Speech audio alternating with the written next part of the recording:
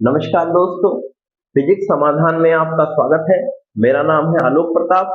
पिछले वीडियोस में हमने देखा था कि आवेश क्या होता है, आवेश के गुण क्या होते हैं, आवेश के बीच बल कितना लगता है। कूलॉम के नियम में हमने देखा कि आवेश एक दूसरे पर कितना बल लगाते हैं और इनके लिए फार्मूला भी हमने ड्राइव किया था और उसका सदिश रूप भी हम देख चुके हैं। आज हम चर्चा करने जा रहे हैं कि ये दोनों आवेश, अगर कोई दो आवेश है तो ये एक दूसरे पर बल कैसे लगा देते हैं। देखिए, अगर हमें किसी वस्तु पर बल लगाना है, सपोज करिए कोई वस्तु दूर रखी है और मैं आपसे कहूं कि इसे बिना टच करे आप खींच लें, आप इसे खींच नहीं पाएंगे। आपको किसी वस्तु पर अगर बल लगाना है तो उसके लिए पहले उसे वस्तु के कांटेक्ट में आपको आना पड़ेगा, उस वस्तु को टच करना पड़ेगा आपको, तब उस वस्तु पर आप बल लगा पाएंगे। सपोज करिए ये हमारे पास कोई मार्कर है और मैं सोचूं कि इसे बिना टच करे इस वाले हाथ से खींच लूं मैं इसे, तो मैं खींच नहीं पाऊंगा। लेकिन आवेश ऐसा करता है। अगर कोई आवेश Q है तो ये Q आवेश अपने दूर रखे हुए आवेश पर, सपोज करिए कोई दूर आवेश रखा हुआ है और इस पर बिना कांटेक्ट के बल लगा देता है। हमने कूलॉम के नियम में देखा भी है।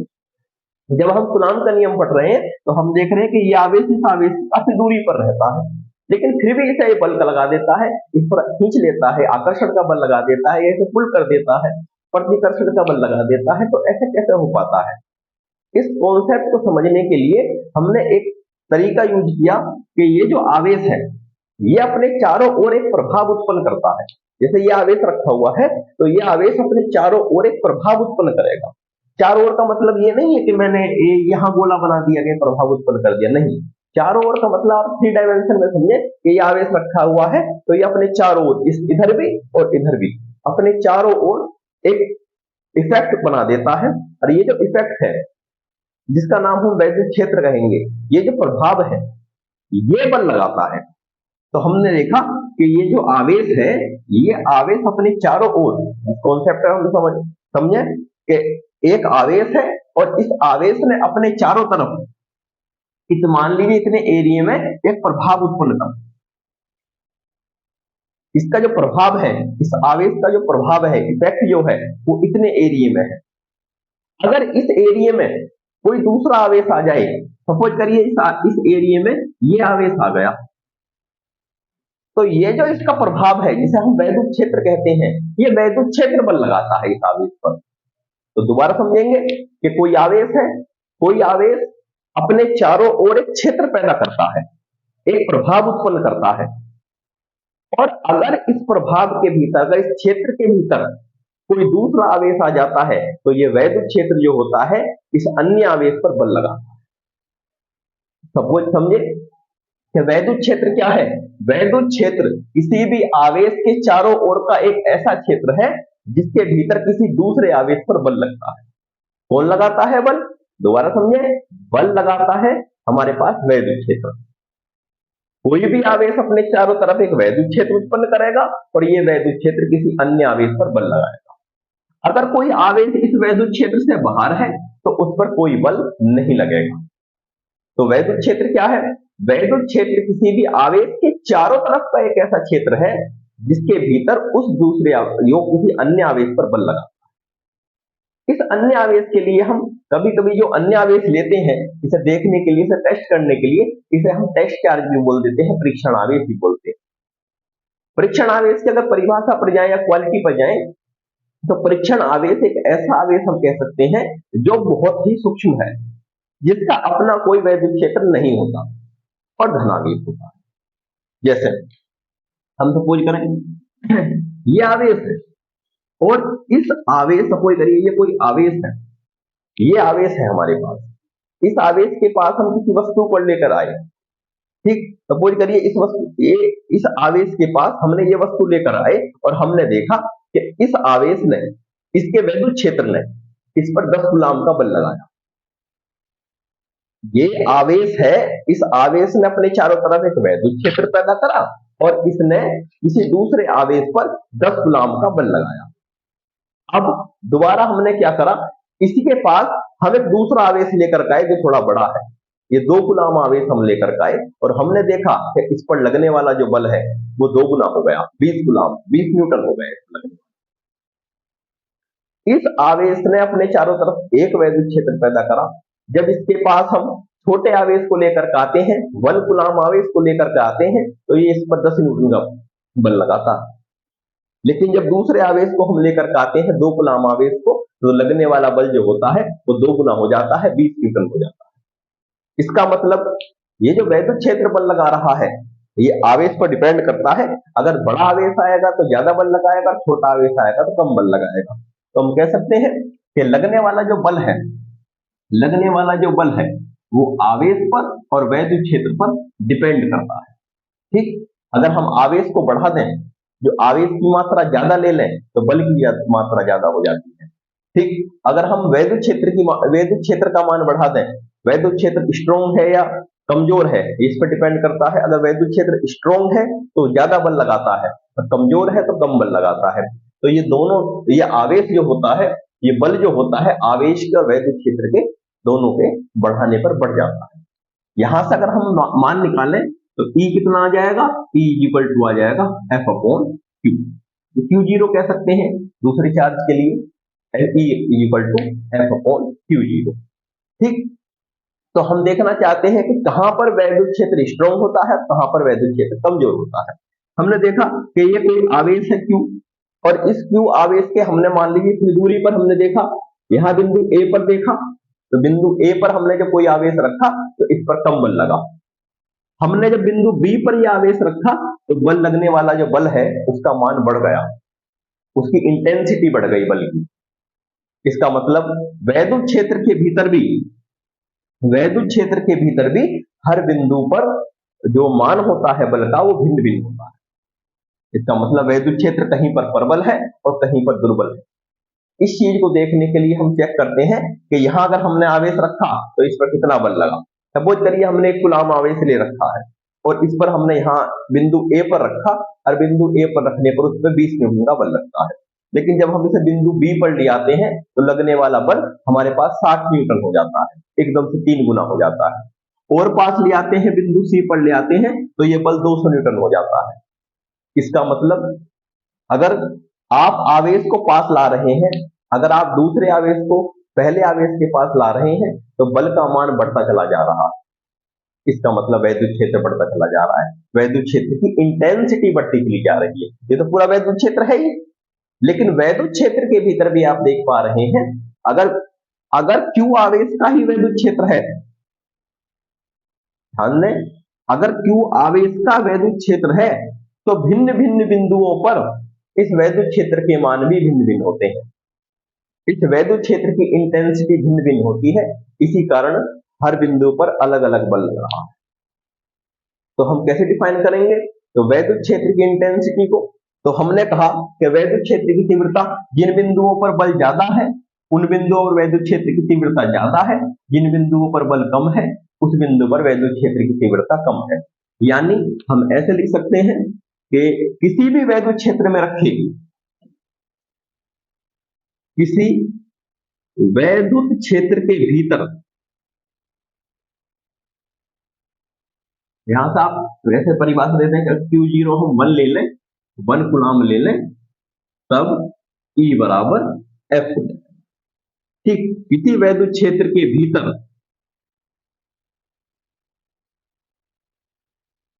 किसी बिंदु पर रखे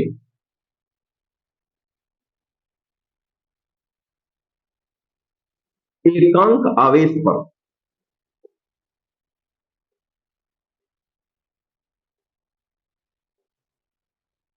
जितना बल लगता है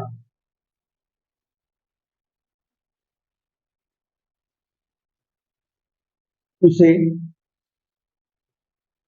उस बिंदु पर वैद्युत क्षेत्र की तीव्रता,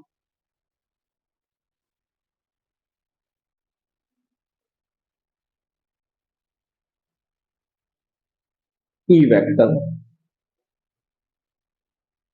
कहते हैं। ठीक, तो वैद्युत क्षेत्र के भीतर, अगर वैद्युत क्षेत्र के भीतर किसी भी पॉइंट पर जितना बल लगता है उसे, एकांक आवेश पर जितना बल लगता है उसे उस बिंदु पर, मैंने फिर इस बात को ध्यान दें, उस बिंदु पर, यानी वैद्युत क्षेत्र के भीतर भिन्न भिन्न बिंदुओं पर वैद्युत क्षेत्र की तीव्रता भिन्न भिन्न होती है, तो इसलिए हमने कहा है तो उसे उस बिंदु पर वैद्युत क्षेत्र की तीव्रता कहते हैं। मात्रक पर देख लें कि ई का मात्रक क्या हो सकता है। ई का मात्रक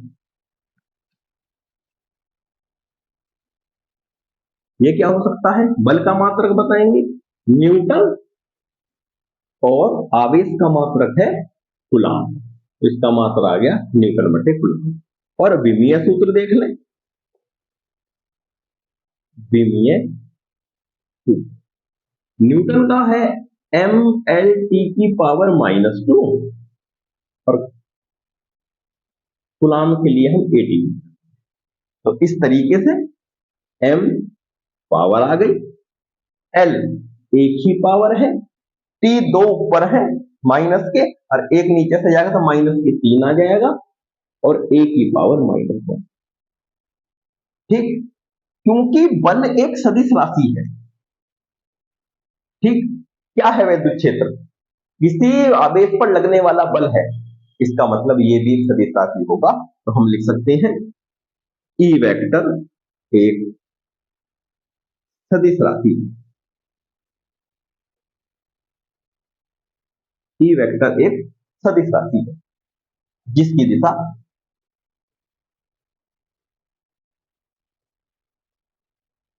देखिए, अगर आपको किसी बिंदु पर दिशा निकालनी है वैद्युत क्षेत्र की, तो उस पॉइंट पर आप वैद्युत क्षेत्र रख दें, वो सॉरी उस पॉइंट पर आप धनावेश रख दें, एक कूलम्ब आवेश धनावेश रख दें, और जो जिधर को गति करेगा, जिधर को भी उस पर बल लगेगा, वही वैद्युत क्षेत्र की दिशा होगी। तो हम लिख सकते हैं कि जिसकी दिशा धनावेश पर लगने वाले बल की दिशा होती है। धनावेश पर लगने वाले बल की दिशा होती है। तो ये जो हमारे पास फार्मूला आया है, ये बहुत इंपोर्टेंट फार्मूला है, जो कि ये बताता है कि कोई भी आवेश अपने चारों तरफ एक वैद्युत क्षेत्र पैदा करता है, अपने चारों ओर एक वैद्युत क्षेत्र उत्पन्न करता है, और वो वैद्युत क्षेत्र किसी दूसरे आवेश पर, किसी परीक्षण आवेश Q0 पर F बल लगाता है। ठीक, तो किसी भी परीक्षण आवेश Q0 पर F बल लगता है वैद्युत क्षेत्र के द्वारा। अगर कहीं पर भी वैद्युत क्षेत्र है, कहीं पर भी कोई आवेश है, तो अपने चारों तरफ 100% ऐसा पॉसिबल है कि अपने चारों तरफ एक वैद्युत क्षेत्र पैदा करेगा, और वो वैद्युत क्षेत्र एक ही काम करेगा, किसी अन्य आवेश पर बल लगाएगा। अपने ऊपर आवेश से बल नहीं लगाता कभी। कभी आप सोचें कि इसने अपने आवेश आवेश ने अपने चारों तरफ एक वैद्युत क्षेत्र उत्पन्न करा और इसने अपने ऊपर ही बल लगा लिया, ऐसा नहीं होगा, किसी अन्य आवेश पर बल लगाता है। आप इसका कॉन्सेप्ट समझ सकते हैं, इसके थोड़ी सी धारणा से बनाने के लिए देखिए, जैसे एक मकड़ी होती है, कोई मकड़ी ले लें, तो मकड़ी जो होती है ये अपने चारों ओर एक जाला बनाती है। हमने देखा भी है किसी गुफाओं पर या कहीं पर दरवाजे पर ये जाला बना देती है। ये अब जाला क्या करता है, जो ये जाला बना रही है अपने चारों तरफ, सपोज करिए मकड़ी है और इसने अपने चारों तरफ एक जाला बनाया। ये जाला दो काम करता है, ये किसी भी अन्य कीट को दिखाई नहीं देता, ये जाला जो है किसी अन्य कीट को दिखाई नहीं देता। अब जैसे ही इसमें कीट आता है, जैसे हमें वैद्युत क्षेत्र दिखाई नहीं देता, बिल्कुल सेम इसी तरह की धारणा है, हमें वैद्युत क्षेत्र जो होता है वो दिखाई नहीं देता, ऐसे ही मकड़ी का जो जाला होता है वो हमें दिखाई नहीं देता, किसी भी इंसेक्ट को, किसी भी छोटे कीट को वो दिखाई नहीं देता, पर वो जाता क्या है, जब इसमें जाता है तो इसमें फंस जाता है। अब ये दो काम करती है, पहला, अगर ये पहला तो ये काम आया कि ये इसे इन्फॉर्म करती है कि ये आ गया है कीट इसमें। इसी तरीके से जैसे वैद्युत क्षेत्र में कोई दूसरा धनावेश आता है तो पहले पता चलता है कि धनावेश आ गया है कि नहीं आया, कोई आवेश आया नहीं आया। अगर कीट इसी की प्रकृति का है, इसके जैसा ही, तो ये इसे धकेल देती है दूर को, और अगर इसके विपरीत प्रकृति का है तो इसे खा लेती है। कैसे, देखिए, जो ये जाला निकालती है, मान लीजिए कीट यहां करके बैठ गया, इस बिंदु पर कोई कीट आकर के बैठ गया, और ये इसके विपरीत प्रकृति का है, तो ये क्या करेगी, इस लाइन को, इस जाले को ये रोल करना शुरू करती है, और धीरे धीरे धीरे धीरे कीट को अपने पास ले आती है। टच नहीं करती, इसे खींच लेती है, और ये इसके पास आ जाता है और इसे खींच करके खाली। लेकिन अगर कोई कीट ऐसा है जो हानि पहुंचा सकता है, इसे नुकसान पहुंचा सकता है, तो फिर ये क्या करते हैं, उल्टा काम करते हैं, इस जाले को लंबा करके चली जाती है और इसे दूर फेंक। बिल्कुल ऐसा ही काम हमारे पास कोई भी आवेश करता है और उसका वैद्युत क्षेत्र करता है। जब हमारे पास कोई आवेश है, तो जैसे इलेक्ट्रिक फील्ड लाइंस जो है इसकी, जिसे हम अगले इस वीडियो में चर्चा करेंगे, इलेक्ट्रिक फील्ड लाइंस जो है इस पर ये बल लगाता है। अगर ये खींच लेता है, अगर ये विपरीत प्रकृति का है तो अपने पास खींच लेता है, और समान प्रकृति का है तो इसे दूर धकेल देता है। धनावेश धनावेश के पास आता है तो प्रतिकर्षण हो जाता है, ऋणावेश के पास आता है तो आकर्षण हो जाता है। अब एक बात आती है कि दूरी पर कितना इफेक्ट होता है इसका। सपोज करिए ये कोई वैद्युत क्षेत्र है, जैसा हमने देखा भी, ये आवेश है और इससे कुछ दूरी पर एक Q0 आवेश रखा हुआ है, या इससे कुछ दूरी पर हमें देखना है, बिंदु ए पर देखना है कि यहाँ वैद्युत क्षेत्र कितना होगा। पास आने पर वैद्युत क्षेत्र बढ़ता है और बढ़ता चला जाता है और बढ़ता चला जाता है, जैसे जैसे हम पास आते हैं। तो ये इफेक्ट कितना बढ़ता चला जाता है, कितनी दूरी पर ये इफेक्ट कितना होता है। इसके लिए हम क्या करते हैं, पहले हम चेक करते हैं कि इस बिंदु पर Q0 रखकर बल चेक कर लेते हैं। ये बल कितना आ जाएगा, हमें पता है 1/4 एप्सिलॉन नॉट के Q0 अपॉन R स्क्वायर, ये इसके बीच बल आ जाएगा। अब हम इस धनावेश को हटा लेते हैं और चेक कर लेते हैं कि कितना बल लगा। एकांक आवेश पर लगने वाला बल होता है, तो इस आवेश को हम एकांक भर सकते हैं, या फिर यहां से हम सूत्र भर सकते हैं, E इक्वल टू कितना होता है, F अपॉन Q0। और ये कितना आ गया, Q0 से Q0 कैंसिल हो जाएगा, ये आ जाएगा 1/4 epsilon not Q upon R square. तो इतना वैद्युत क्षेत्र उत्पन्न होता है। ठीक, वायु निर्वात की बात करें, वायु या निर्वात में ये K बराबर हो जाता है 1, तो ये E वेक्टर आ जाता है 9 गुणा 10 की power 9 Q upon R square.